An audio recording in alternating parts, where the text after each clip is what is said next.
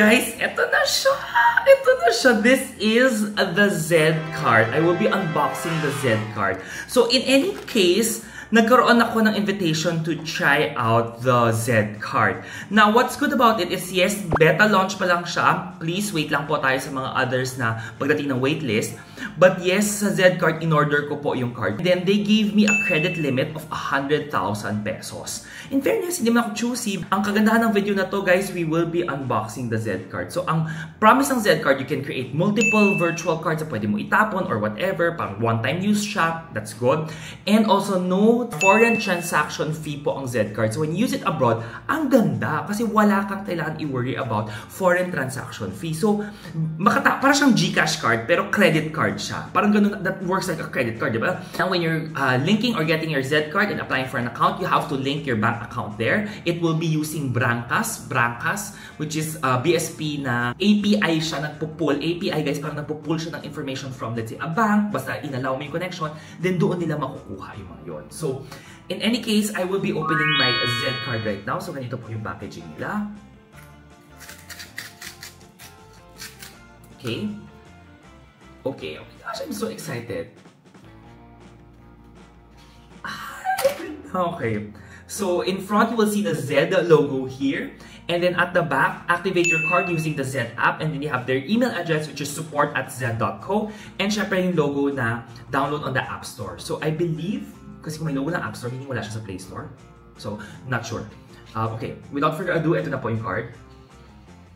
Oh, ay, ganda ba? Ay, ganda. Ay, ganda. Ay, ganda. Okay, anyways. And at the back, ganito yung itsura niya. My gosh, guys, napaka-ano niya, napaka-pang Gen Z. I feel I'm so Gen Z, ganon. Okay, anyways. I will be getting this. And then when I pull out the card, guys, ganito siya. Ang ganda. So, it is very yellow. And then what you see here is the card for every challenger. Ganda. In fairness, if it's really true, it's card for every challenger, yes. So this is the Z card, guys. Tingnan nyo. At the back of the Z card, you have your name, your card number, the expiry date, and then the CVC number. And it is a titanium MasterCard. And it is issued by Z Philippines under the license by MasterCard. So this is my Z card. Guys, ganda. Okay. Anyways, let's start. Let's begin the process of activating the card. Alam nyo naman, guys, we have to screen record para makita nyo lahat ng mga proseso here. Because importante naman na makita nyo rin kung paano siya.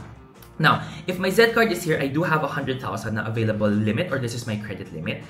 And then your physical card is on the way. So I got my card. Let's click on activate it. And then ipapakita niya sa akin yung kanyang cards na profile or yung kanyang cards na screen. And I will just tap on activate card. So, to activate the card, I will just have to type the last 4 digit of my credit card. So, sa likod po nyo makikita yan, sa likod ng card na to, may last 4 digit. Sa pinaka-right side yan. And then I will tap on activate card. Nag-face ID siya sa akin. And then now, boosh! Naging yellow na yung card. And then your Z card is now ready to use. I'll click on awesome. Activated na siya. Ganun kabilis, ang ganda. So, you will see the transactions here, kung ano mga transactions that you have on the card in itself. You can also lock your card, so it's just a tap of a finger, lock and unlock. Bilis! Card details, I will push it here. If you want to press Face ID, and then makikita lahat ng mga cards dito, lahat ng card detail ko, expiry date and CVV. And then I can click on copy to copy the details. And you can even replace the card if you need to replace the card.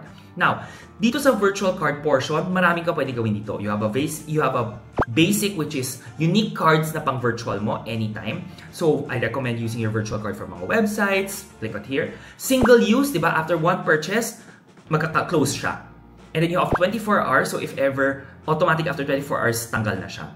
So, ang dami nitong mga options here. What is good about this is, for different purchases mo, you can use a card. Diba? Kung one time ka lang bibili ng item, why not put a single card? If basic mo naman, you can close it anytime. Lagay mo siya sa mga subscriptions mo. Diba? It's recurring, but it's also safe because, guys, at least, mas mababa yung credit limit mo dito for a lot of people compared to your primary credit card. And it's easy to close. You don't need to replace your whole card. And in 24 hours dito is, if biglang may gusto ka lang gamitin, tapos biglang makalimutan mo, at least close ka agad siya. And you will also see all of your closed cards here as well, dito sa cards portion. Ang ganda, di ba? So, it's that easy lang. And then you track all of your expenses dito sa Z mo rin. Now, your statement, dito makikita ko, ang statement ko is every 15th. And then full payment ko is dapat on the 16th.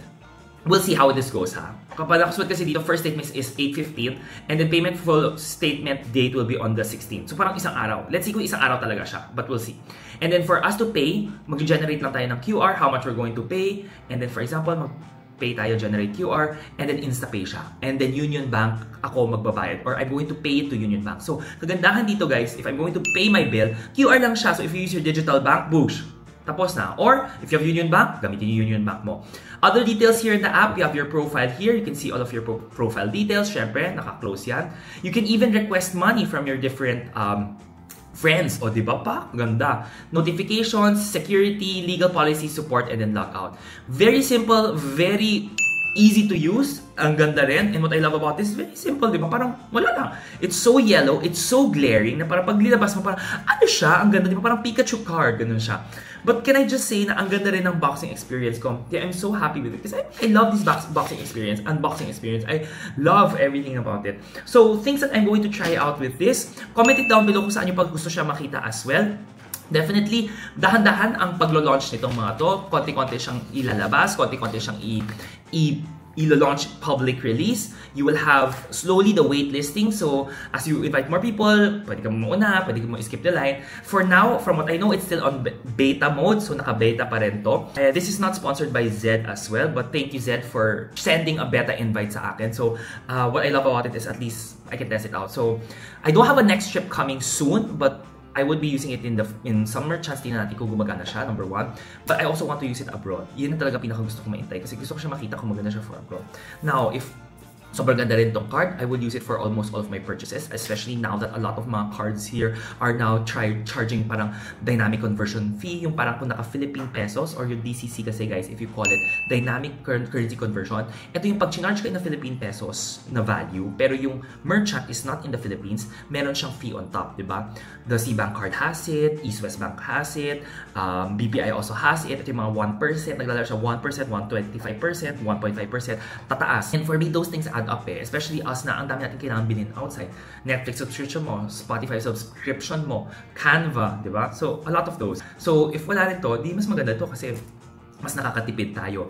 And for me, if for example, this one, it's easier for you to get a credit card to start your credit card journey, I would be definitely pushing this in the future or the months to come, if ever maganda talaga siya, madali siya, and it really is true to its promise na it's really a challenger for the credit card industry. Because at the end of the day, guys, diba, alam niyo naman that I really want to push access to credit for all Filipinos. That's why I create these videos. That's why I do these kind of videos.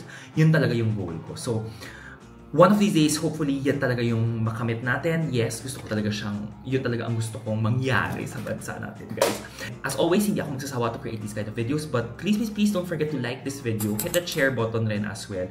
And syempre, guys, diba, if you can share it to your friends and families, I would really appreciate that. Kasi, alam nyo naman, dito rin naman, the reason that I create these videos is para mas marami makapanood ng videos ko. The goal there is for more people to learn and to not be afraid with credit cards. Kasi as we progress, as we develop, and in one day we will be a developed nation, that's the goal. That's how it is. Basta gamitin na natin ng tama ang credit cards, hindi siya yung masama, hindi siya yung kalaban. Guys, yun lang. Thank you so much. And again, this is the Zed credit card, Zed card unboxing. We will be testing it out. So comment down below saan yung gusto natin i-test tong credit card na to. So, yun lang. Bye guys!